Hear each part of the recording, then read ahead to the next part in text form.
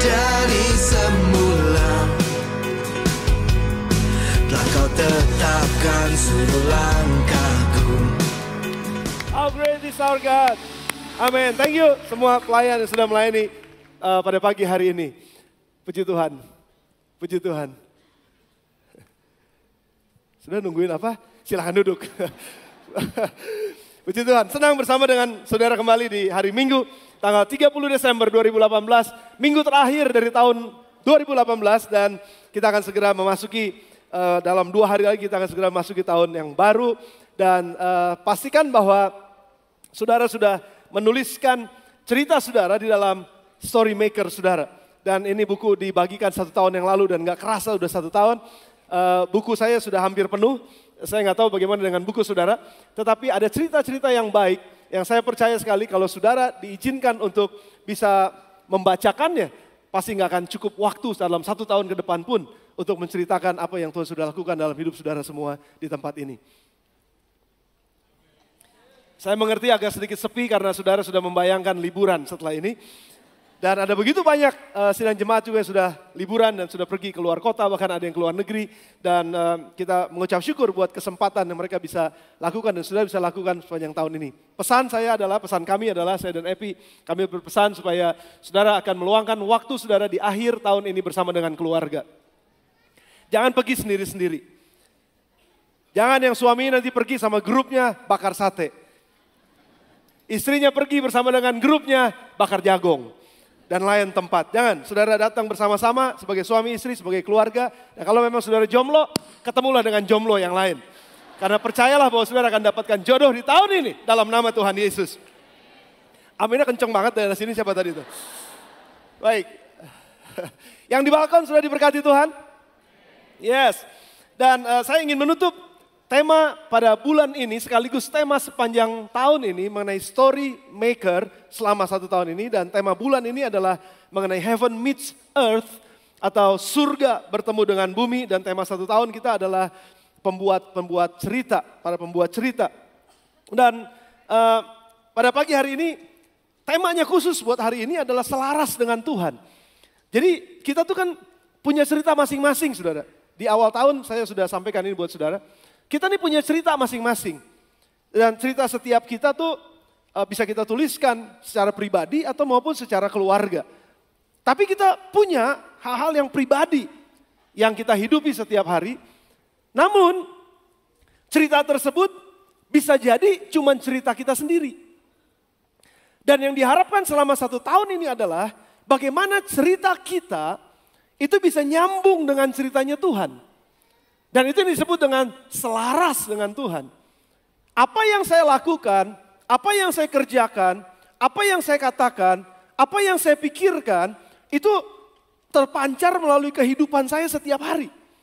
Entah secara pribadi maupun bersama dengan istri, maupun bersama dengan anak-anak dan keluarga, maupun bersama dengan teman-teman dalam pelayanan pekerjaan. Kalau saudara melayani di gereja, kalau saudara melayani di tempat lain, dengan teman-teman saudara. Bagaimana kehidupan kita setiap hari? Ceritanya apa sih? Cerita setiap hari hidup kita. Apakah itu selaras dengan ceritanya Tuhan? Nah pada pagi hari ini saya ingin menyampaikan kepada saudara. 1 orang yang saya dapatkan beberapa, mungkin 2 bulan yang lalu atau mungkin hampir 3 bulan yang lalu. Mungkin 2 bulan yang lalu saya dapatkan cerita ini. Dan itu sangat membekas di hati saya dan saya coba selidiki gali lebih dalam. Cerita tentang seorang tokoh yang bernama Sakius. Dari kitab Lukas pasal yang ke-19 ayat yang pertama sampai dengan ayat yang ke-10. Dan saya mau bacakan ini buat saudara. Sakius adalah seorang yang biasa diceritakan di dalam cerita-cerita sekolah minggu. Namun ketika saya baca sekitar 2 bulan yang lalu, saya mendapatkan sebuah pewahyuan yang Tuhan singkapkan mengenai orang ini. Bagaimana orang ini memiliki ceritanya sendiri sebetulnya dalam hidupnya. Dan dia gak pernah tahu cerita tentang Tuhan walaupun dia orang beragama. Tapi dia gak pernah tahu cerita tentang Tuhan dan gak pernah ada keselarasan antara hidupnya dengan cerita yang Tuhan mau masukkan dalam hidupnya. Maksud Tuhan dan maksud dirinya sendiri. Jadi gak pernah ketemu saudara. Nah saya mau mulai dengan cerita membacakan buat saudara. Yesus masuk ke kota Yeriko dan berjalan terus melintasi kota itu. Lukas 19 ayat yang pertama. Di situ ada seorang yang bernama Sakius, kepala pemungut cukai. Dan ia seorang yang kaya. Ia berusaha untuk melihat Orang apakah Yesus itu, tetapi ia tidak berhasil karena orang banyak sebab badannya pendek. Main fisik nih. Maka berlarilah ia mendahului orang banyak lalu memanjat pohon ara untuk melihat Yesus yang akan lewat ke situ. Ketika Yesus sampai ke tempat itu, ia melihat ke atas dan berkata, "Sakius, segeralah turun sebab hari ini aku mau numpang di rumahmu." Lalu Sakius segera turun dan menerima Yesus dengan apa, saudara? Sukacita. Dia terima Yesus dengan sukacita. Tapi semua orang yang melihat hal itu bersungut-sungut. Katanya ia menumpang di rumah orang berdosa. Tapi Sakius berdiri dan berkata kepada Tuhan, "Tuhan," di rumahnya nih saudara, "setengah dari milikku akan kuberikan kepada orang miskin. Dan sekiranya ada sesuatu yang kuperas dari seseorang, akan kukembalikan 4 kali lipat." Lalu kata Yesus kepadanya, "Hari ini telah terjadi keselamatan kepada rumah ini.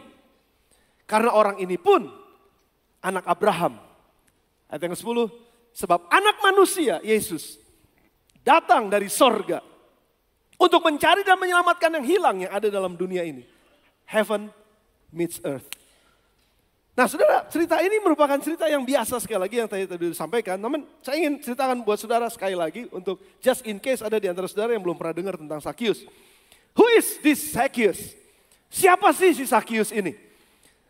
Kalau saya bisa analogikan, Sakius ini adalah representasinya earth atau bumi.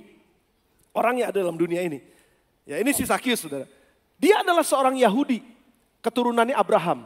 Jadi dia pasti orang beragama. Tapi hanya karena seseorang mempunyai agama, belum tentu dia punya hubungan dengan Tuhan. Saudara kalau setuju katakan amin. Hanya karena kita beragama, belum tentu kita punya hubungan baik dengan Tuhan. Hanya karena kita menjadi seorang pemimpin dalam sebuah gereja, belum tentu hubungannya baik dengan Tuhan. Hanya karena seorang melayani mungkin dalam sebuah gereja, belum tentu juga dia punya hubungan baik dengan Tuhan.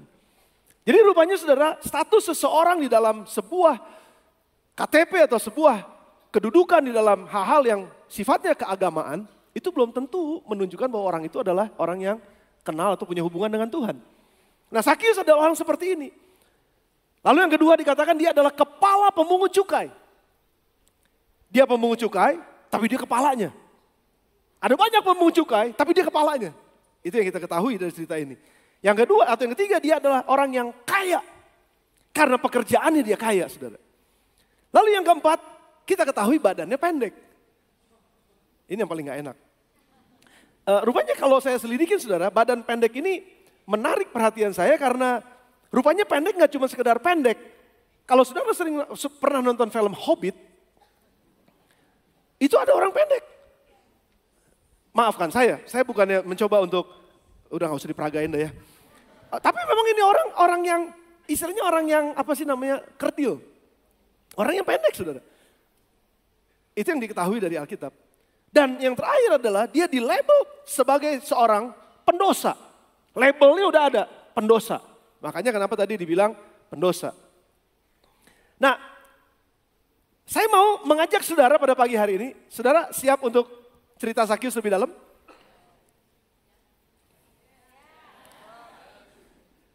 Siap? Saya ceritain.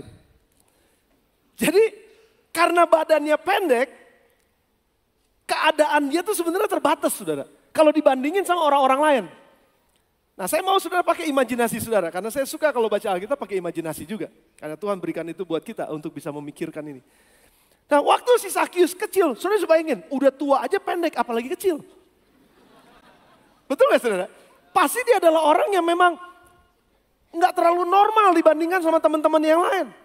Jadi saya berpikir bahwa Sakius ini waktu dia sekolah, kemungkinan besar sekali dia sering dibully sama teman-temannya. Kemungkinan besar. Karena dia pendek. Sementara mungkin temannya dikasih tugas ngapus papan tulis, dia nggak bisa ngapus papan tulis karena kependekan. Dan teman-temannya ketawain dia karena keterbatasannya. Sudah perhatikan bagaimana intimidasi yang mungkin dia alami pada saat dia sedang sekolah. Atau mungkin di rumah. Sementara saya nggak tahu Sakius punya saudara atau enggak, tapi kemungkinan kalaupun dia punya saudara, kemungkinan saudaranya normal, mungkin dia kurang normal sendiri. Dan orang tuanya mungkin, ini sekali lagi imajinasi aja, Mungkin orang tuanya memperlakukan dia tidak adil dibandingkan dengan saudara-saudaranya. Sementara saudaranya mungkin berprestasi, pintar di sekolahnya. Sakyus nggak dianggap. Kokokmu pintar tuh, adekmu tuh pintar. Kamu nih, aduh, udah kecil, pendek, hidup lagi. Gitu, saudara. Pasti ngalamin intimidasi yang nggak nyaman, saudara.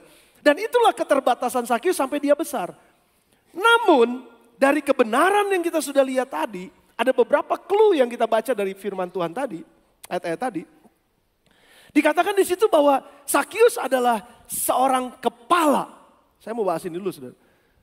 Untuk menjadi seorang pemungut cukai pada zaman itu, adalah merupakan hal yang diidamkan oleh banyak orang. Tunggu dulu sebentar, ini maksudnya. Karena tempat itu adalah tempat basah. Pemungut cukai.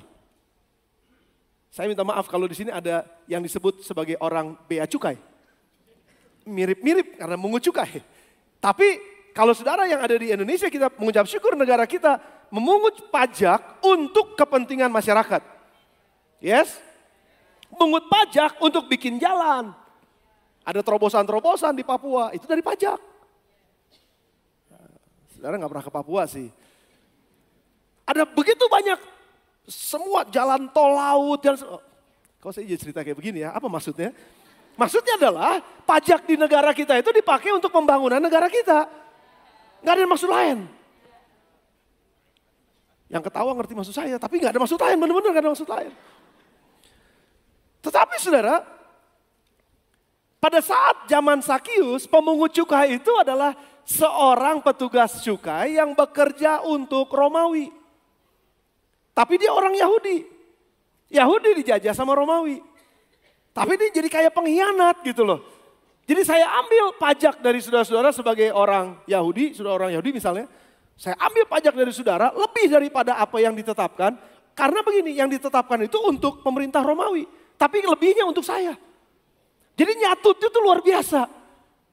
Nah pada saat Sakyus, pada zaman Sakyus, Yeriko adalah sebuah kota yang menghasilkan balsam terbesar di daerah tersebut.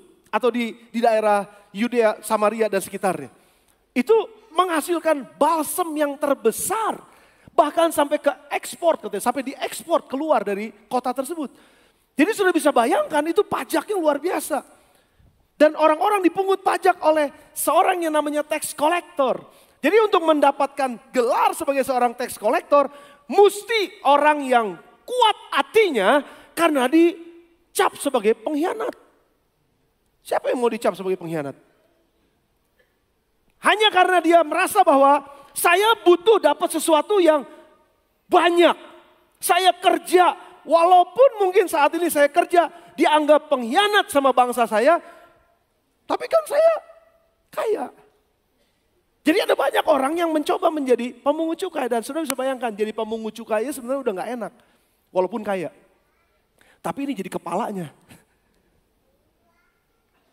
Kesimpulan sementara nih saudara. Untuk menjadi seorang pemungut cukai dibutuhkan kekuatan hati. Untuk jadi kepala pemungut cukai dibutuhkan kekuatan yang double kekuatan hatinya. Karena dia harus mimpin orang-orang pemungut cukai yang lain. Bahkan kalau dikatakan di situ dia sempat pers orang-orang. Saya bisa bayangkan nggak sekarang? Orang yang mentalnya dari kecil dibilang orang pendek lu, jelek lu, hidup lagi. Orang yang dibully seperti ini setiap hari bisa jadi orang sukses pada masa tuanya. Atau nggak masa tua, masa dewasanya. Seorang yang dibully setiap hari yang merasa bahwa saya mah korban. Saya ini orang cacat. Saya ini kurang sesuatu, saya ini nggak bisa bikin apa-apa. Memang saya mah dijelekin, banyak orang kalau dijelekin kayak begini akhirnya putus asa. Tapi Sakyus enggak ternyata. Justru dia mau bilang begini, memang gue pendek ya, tapi lihat kalau gue udah gede, gue jadi pemimpin. Ada berapa banyak orang sukses di dalam dunia ini karena mengalami tekanan pada masa kecilnya.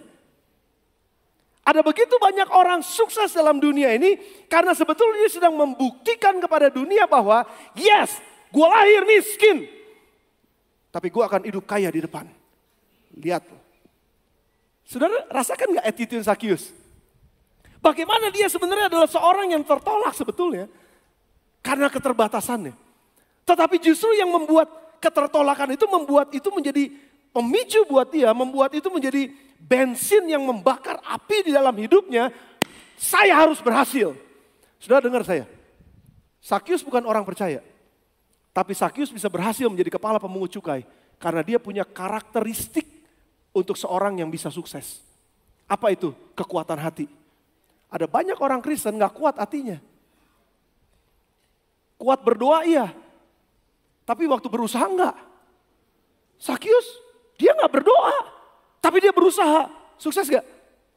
Jadi ngapain berdoa? Pertanyaan yang menjebakkan.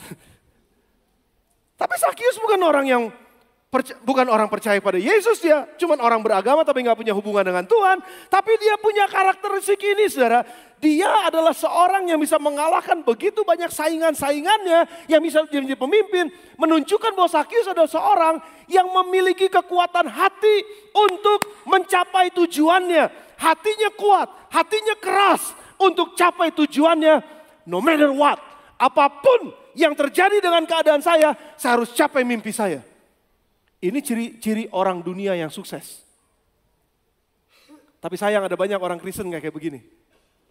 Andalinnya cuma doa doang. Tapi gak mau berusaha. Saudara jangan ambil kesimpulan dulu ya dari sini ya. Ikutin aja dulu alur saya. Sakyus adalah tipe orang dunia yang memiliki kekuatan dan kekerasan hati untuk mencapai tujuan hidupnya. Orang hebat dalam dunia ini adalah orang yang punya kekuatan dan kekerasan hati untuk mencapai tujuan hidupnya. Itu ciri-ciri orang sukses dalam dunia. Saya mempelajari kehidupan orang-orang yang sukses dalam dunia ini. Pemimpin-pemimpin besar dalam dunia ini. Kristen gak Kristen punya karakteristik yang sama. Ke gereja gak ke gereja punya karakteristik yang sama. Kalau dia punya kekuatan hati yang mendrive hidupnya, dia bisa berhasil. Kita gak ngomong agama dulu nih saudara ya. Gak ngomong Kristen dulu, gak ngomong percaya Yesus dulu, gak usah. Tapi ada begitu banyak orang, saya mengucap syukur teman-teman tadi yang bersaksi, itu dianugerahkan Tuhan, luar biasa ya. Saya nangis waktu dengar Niken, saya nangis waktu dengar Lutfi. Wah, Tuhan pakai mereka di masa muda mereka. Tapi ada banyak gak orang-orang seperti mereka yang gak Kristen berhasil juga di luar sana? Banyak. Salah satu contohnya Sakyus. Dia memiliki kekuatan hati, itu kriteria pertama untuk menjadi orang sukses. Jadi kita bisa belajar dari Sakyus pada pagi hari ini. Kalau mau sukses, punya kekuatan hati. Jangan lembek hatinya. Jangan manja. Saya seringkali suka manja dengan diri saya sendiri. Kalau anak-anak pagi-pagi bilang, "Pah pusing." Ya udah tidur aja gak usah sekolah. Itu lembek. Tapi istri saya punya kekuatan hati yang menolong saya dan menolong anak-anak. Enggak, baru segini aja. Pergi sekolah. Kalaupun nanti di sekolah pusing, telepon, mama jemput. Itu kuat hati itu saudara. Makanya kenapa orang yang berdiri di sini jadi kuat hatinya. Karena ada yang dukung kuat hatinya.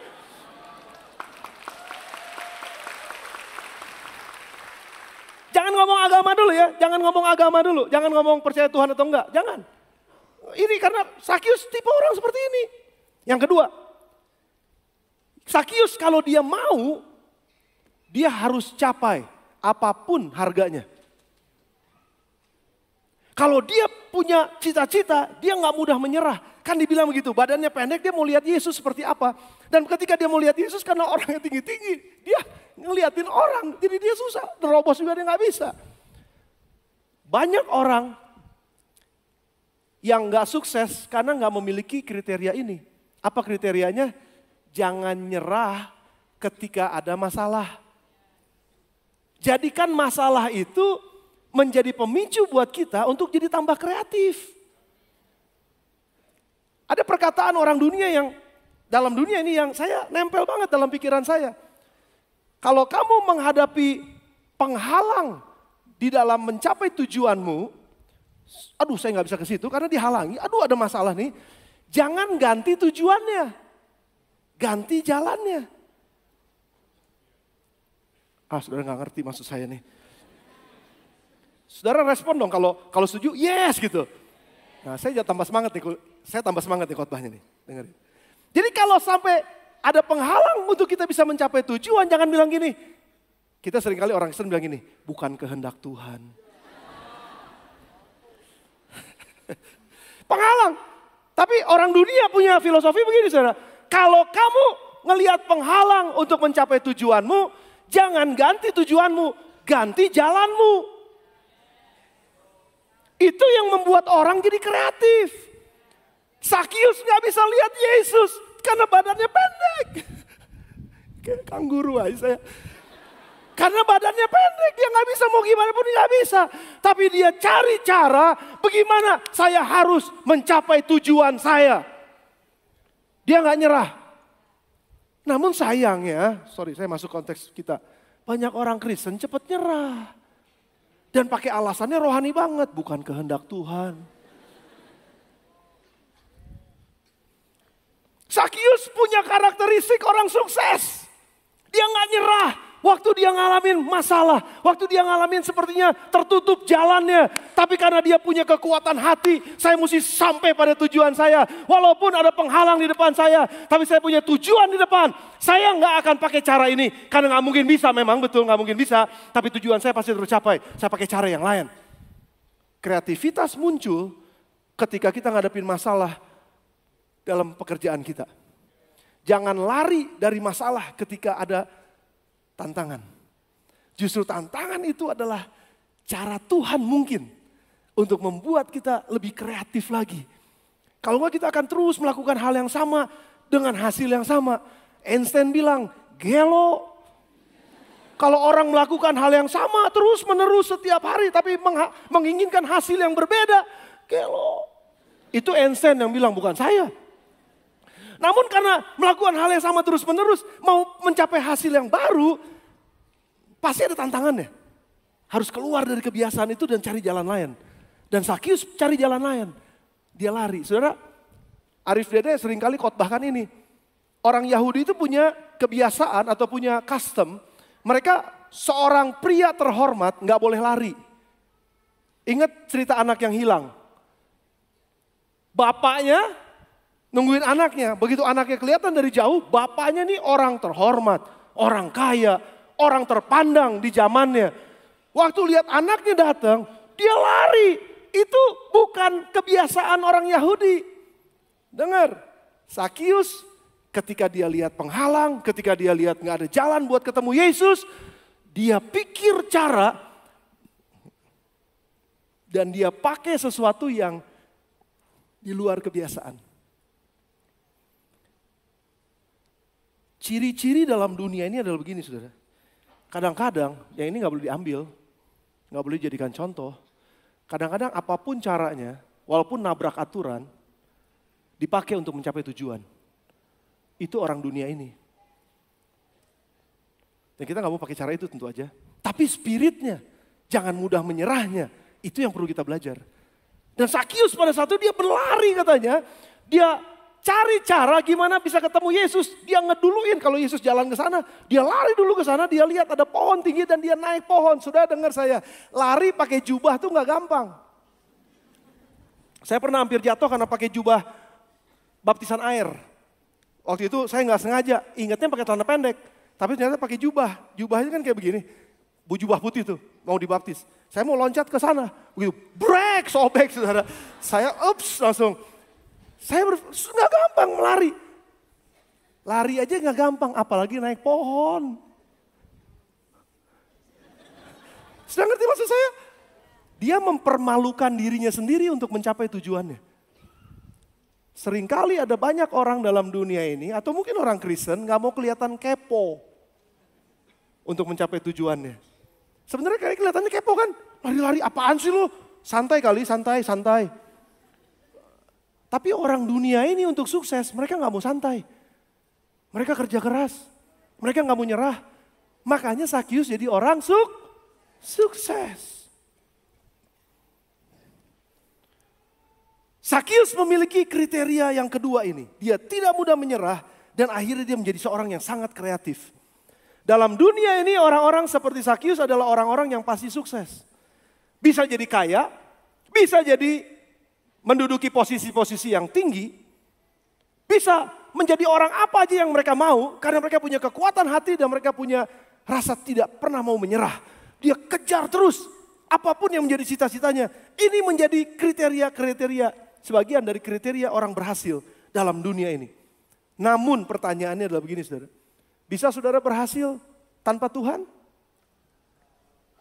Sakius berhasil tanpa Tuhan. Bisa saudara kaya tanpa Tuhan? Bisa. Sakius kaya tanpa Tuhan. Tapi pertanyaannya adalah, bisa gak saudara tetap hidup tanpa Tuhan? Wah Pak, terlalu rohani. Saya hidup ya hidup aja. Saya punya napas, ini napas-napas saya. Saya sehat saya. Pertanyaannya kalau Tuhan stop oksigen buat kita, mati gak kita? Bisa kaya gak? Boro-boro kerja aja gak bisa. Namun saya gak mau lari ke situ saudara. Saya cuma mau katakan ini. Apakah sukses menurut Tuhan sebenarnya? Sakius punya cerita hidupnya. He is a story maker for himself. Dia seorang pembuat cerita buat dirinya sendiri. Tapi dia gak pernah ketemu dengan apa sih maksud Tuhan dalam hidupnya. Sakius gak pernah ketemu itu. Nah sekarang tiba-tiba dia merasakan ada sesuatu yang kurang. Walaupun dia kaya, punya posisi, punya kekayaan, punya keberhasilan, punya pencapaian hidup. Namun tidak membuat Sakius bersuka cita. Terbukti. Nggak membuat Sakius jadi penuh dalam hidupnya. Puas dalam hidupnya. Karena kalau saudara dapat kekayaan 10, saudara nggak akan pernah puas. Karena saudara ngelihat ada orang yang pernah dapat 100. Ketika saudara kejar terus untuk dapat 100, bisa nggak? Bisa. Tanpa Tuhan bisa nggak? Tanda kutip, tanpa Tuhan bisa nggak? Bisa, sudah dapatkan kejar terus. Sudah gak mau menyerah, sudah kerja keras, bangun lebih pagi lagi. Sudah kerja, dapat 100. Wah, senang sementara. 100 saya dapat, begitu ngeliat, dia dapat 1000. Oh berarti bisa dapat 1000 ya? Gak pernah puas. Sampai kapan gak pernah puasnya?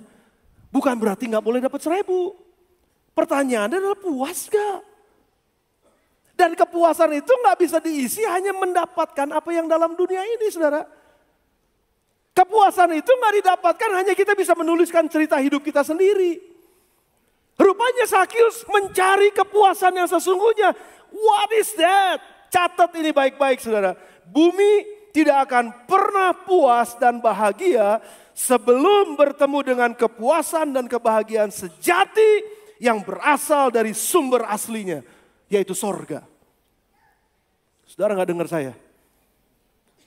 Sekali lagi, kalau saudara setuju dengan ini katakan amin nanti. Tapi saudara dengar saya. Bumi tidak akan pernah puas dan bahagia sebelum bertemu dengan sumber atau kepuasan dan kebahagiaan sejati yang berasal dari sumbernya, yaitu sorga.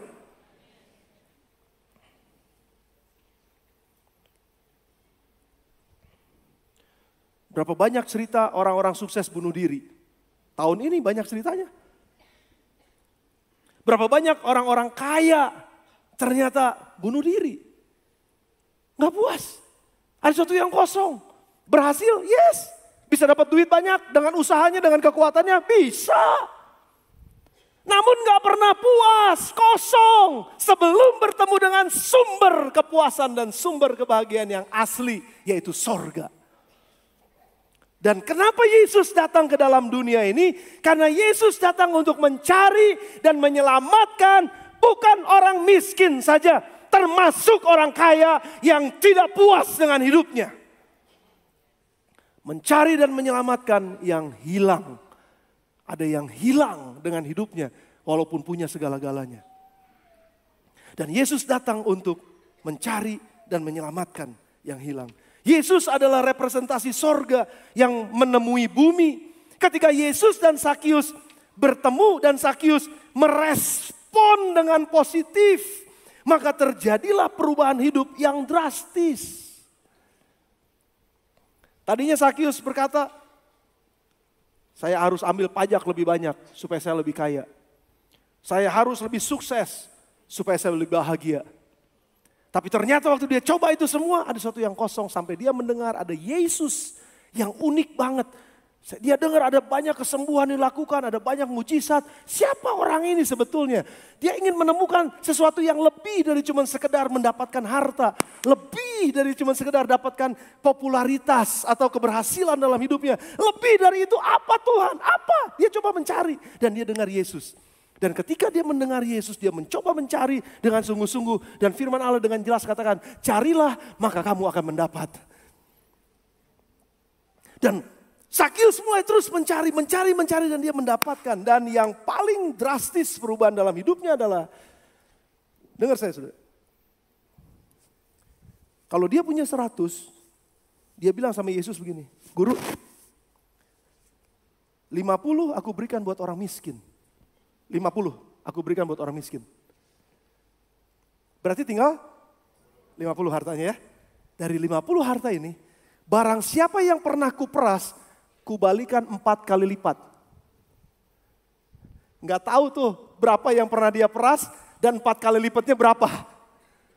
Tapi dari 50 yang dia punya, saya berpikir hari itu Sakius bangkrut.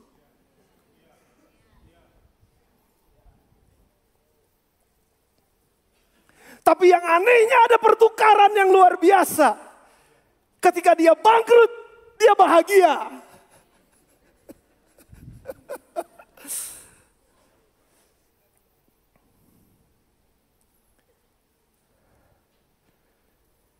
Dengar saya, ini pewahyuan baru nih, baru muncul barusan.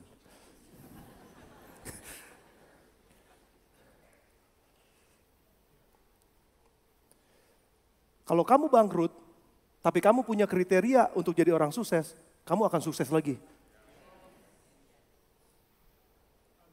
Tapi kalau kamu sukses, gak pernah ketemu dengan sumber kebahagiaan itu, suksesmu gak akan pernah jadi apa-apa.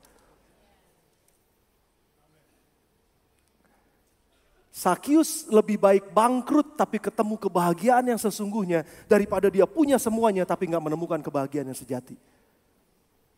Itulah kenapa Yesus katakan hari ini terjadi keselamatan dalam rumah ini.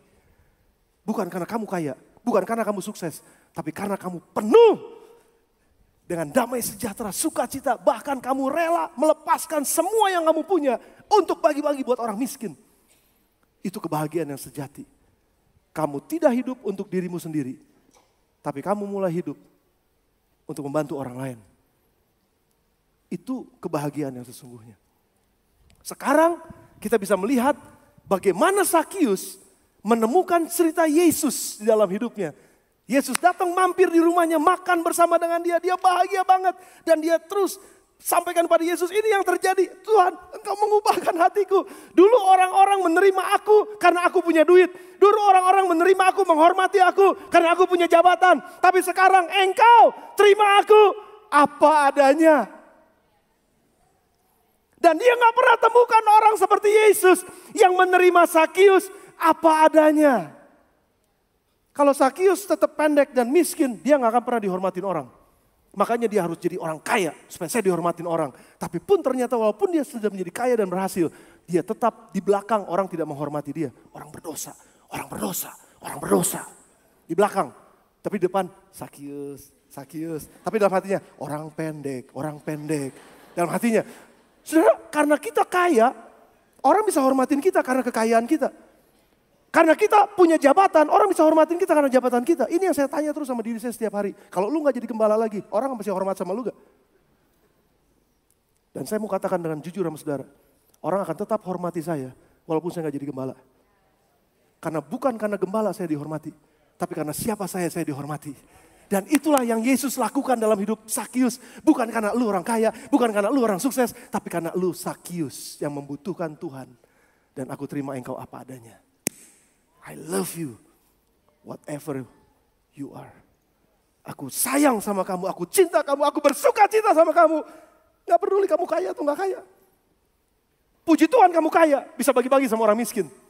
Tapi kalaupun kamu gak seperti itu, aku tetap sayang sama kamu. Dan Sakius merasakan penerimaan yang luar biasa ini. Dan itu yang menyelamatkan hidupnya. Bukan kekayaannya, bukan jabatannya, bukan apa-apanya. Dan kalau saudara perhatikan, saya mencoba cari tahu bagaimana akhir kehidupan Sakius. Dia balik lagi jadi pemungut cukai atau enggak? Udah miskin. broke.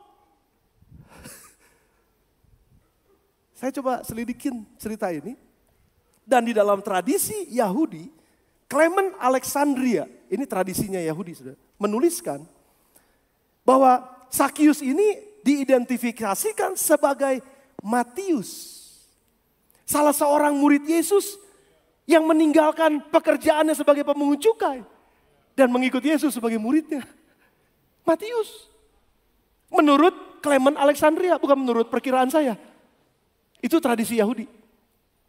Ada yang kedua menuliskan Apostolic Constitution, menuliskan dalam sejarah bahwa Sakius ini adalah bishop pertama di Kaisarea, pemimpin gereja pertama di Kaisarea. Sakius ini. Dan ini dari saya yang ketiga.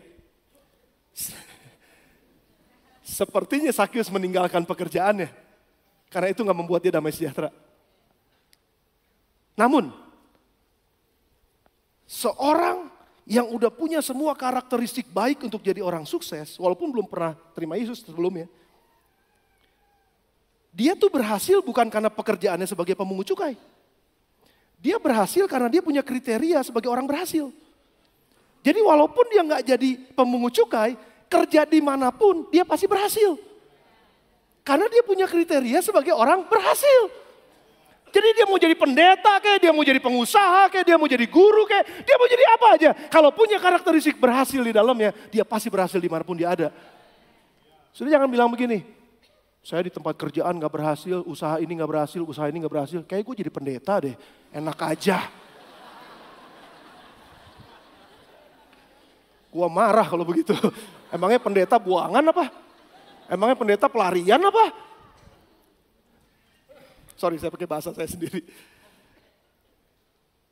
Karena kalau kita punya karakteristik pemenang, ditempatkan dimanapun pasti pemenang. Nah Sakius sama, dia udah punya karakteristik orang sukses.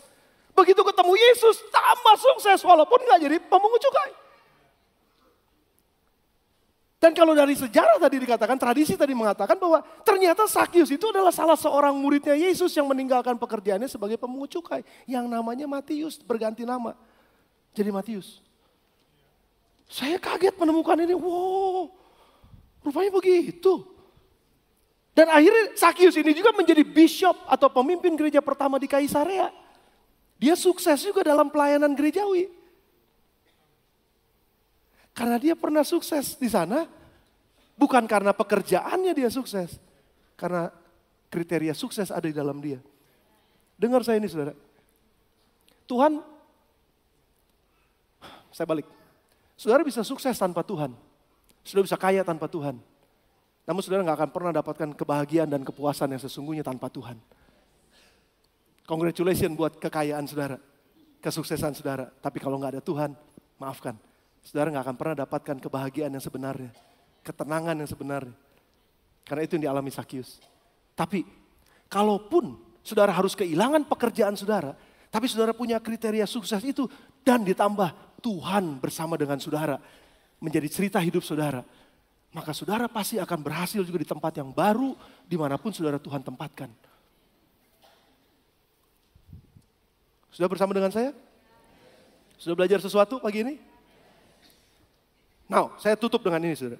Bandingkan sekarang orang kaya, pemimpin. Sakius kan orang kaya, pemimpin. Tapi ada juga orang kaya dan pemimpin yang ketemu Yesus di Lukas 18. Malam-malam dia datang sama Yesus, nyelendep-nyelendep. Guru, apa yang harus aku lakukan supaya aku beroleh hidup yang kekal? Dia orang kaya, dia pemimpin. Yesus bilang, hormati ayahmu dan ibumu. Jangan mencuri, jangan membunuh, jangan berzina, jangan mengingini harta orang lain. Shh. Tuhan, semua itu sudah aku lakukan sejak masa muda aku. Aku nih orang baik. Semut aja aku gak bunuh. Nyamuk nging. Pergi. Aku gak pernah bunuh siapapun. Aku orang baik. Yesus bilang gini, kalau gitu jual hartamu. Kembali lagi, setelah jual hartamu bagikan buat orang miskin, kembali lagi. Dan, dengar saya, ikutlah aku. Pada saat itu orang kaya, pemimpin ini sedih hatinya. Karena dia sangat kaya. Dan dia bilang, mana mungkin aku jual semua harta dan ikut Yesus. Jadi apa gue nanti? Bangkrut. Dan akhirnya dia dengan sedih pergi meninggalkan Yesus. Dan Yesus berkata, lebih susah orang kaya masuk surga daripada unta masuk lubang jarum. Muridnya kaget. Guru, kalau gitu siapa yang bisa masuk surga? Bagi Allah tidak ada yang mustahil. Kuncinya di orang tersebut. Dia mau atau enggak untuk memasukkan cerita hidupnya kepada ceritanya Yesus. Seperti Sakius. Saya berpikir orang muda kaya ini punya kesempatan untuk menjadi salah satu dari 12 murid Yesus, saudara. Tapi dia enggak jadi. Hidupnya tetap kaya, hidupnya tetap sukses, tapi kosong. Enggak pernah dapatkan jawaban bagaimana memperoleh hidup yang kekal. Tapi Sakius berbeda. Dia orang kaya, dia orang sukses, dia pemimpin. Ketika dia katakan, Yesus guru, mampir di rumahku. Yes, aku makan, aku bersukacita, aku terima engkau. Nggak usah diperintah, dia sendiri bilang, aku jual 50% dari hartaku untuk orang miskin. Aku akan kembalikan 4 kali lipat kepada mereka yang pernah aku peras. Aku bangkrut, hari ini Tuhan, aku bangkrut. Yes. Dan disitulah Yesus katakan keselamatan terjadi, sorga turun di rumah ini. Dan ternyata orang yang berani meninggalkan apa yang dia punya dan menyerahkan hidupnya kepada Yesus, nggak pernah dibiarkan miskin dan bangkrut. Haleluya. Saudara setuju dengan saya, katakan amin. Belajar dari Sakius sudah pagi hari ini. Saudara mau jadi orang sukses di tahun 2019? Saudara mau jadi pemimpin di tahun 2019? Saudara mau dapat jabatan di tahun 2019? Saudara mau naik pangkat di 2019? Tanpa Tuhan sudah bisa lakukan itu. Tanpa Tuhan saudara bisa lakukan itu. Tapi itu bukan pesan firman Tuhan buat kita hari ini. Karena itu adalah dunia ini. Orang yang melakukan seperti itu bisa sukses tapi kehilangan kebahagiaan yang sejati. Ketenangan, damai sejahtera yang sejati. Keselamatan yang sejati. Walaupun kaya di dunia ini tapi nggak kaya di surga.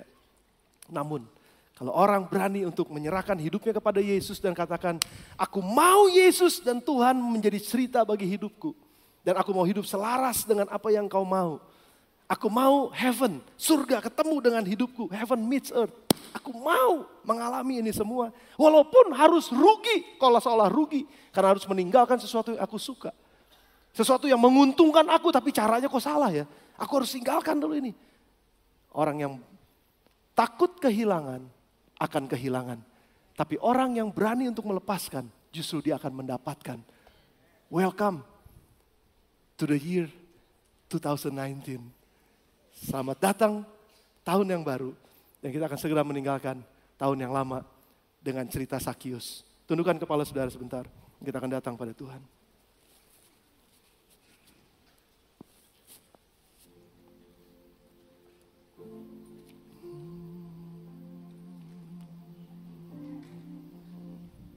Tundukkan kepala saudara sebentar, tutup mata saudara, renungkan firman ini. Saya mau waktu ini menjadi waktu perenungan. Kita masih ada waktu 5 menit, sekitar 5 menit. Renungkan sebentar aja waktu ini saudara. Renungkan firman ini. Cerita apa yang saudara sedang tuliskan dalam hidup saudara. Dan yang ingin saudara tuliskan di tahun yang baru nanti. Apakah bersama dengan Tuhan atau nggak perlu Tuhan? Pilihannya ada di tangan saudara. Karena Tuhan gak pernah paksa kok saudara untuk percaya sama dia. Tapi itu adalah kerelaan hati kita mau apa enggak percaya sama dia. Karena berbahagialah orang yang mendapatkan aku.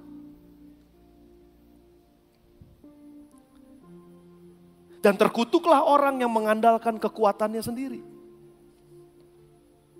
Diberkatilah orang yang menaruh harapnya pada Tuhan. Tapi justru terkutuklah orang yang mengandalkan kekuatan Mesir. Atau kuda-kuda Mesir. Itu firman Tuhan. Wah, tentu saja Tuhan gak pernah mau ngutukin kita saudara. Tuhan gak pernah mau kutuk kita. Tapi justru orang yang keluar dari berkat atau lingkaran Tuhan. Justru hidup di dalam kutuk. Karena dunia ini sudah terkutuk. Sakius menolak itu. Dan Sakius datang sama Tuhan. Dia membuat cerita baru dalam hidupnya. He becomes a story maker. The story of Zacchaeus becomes his story. Atau ceritanya Tuhan. His story. Jadi history. Jadi sejarah yang bisa kita pelajarin. Kita akan menutup tahun ini. Dan akan membawa pulang perenungan ini. Apakah kita mau cerita hidup kita selaras dengan ceritanya Tuhan? Rendah hatilah. Terbukalah. Agar Tuhan juga menjadi bagian dalam cerita hidup kita.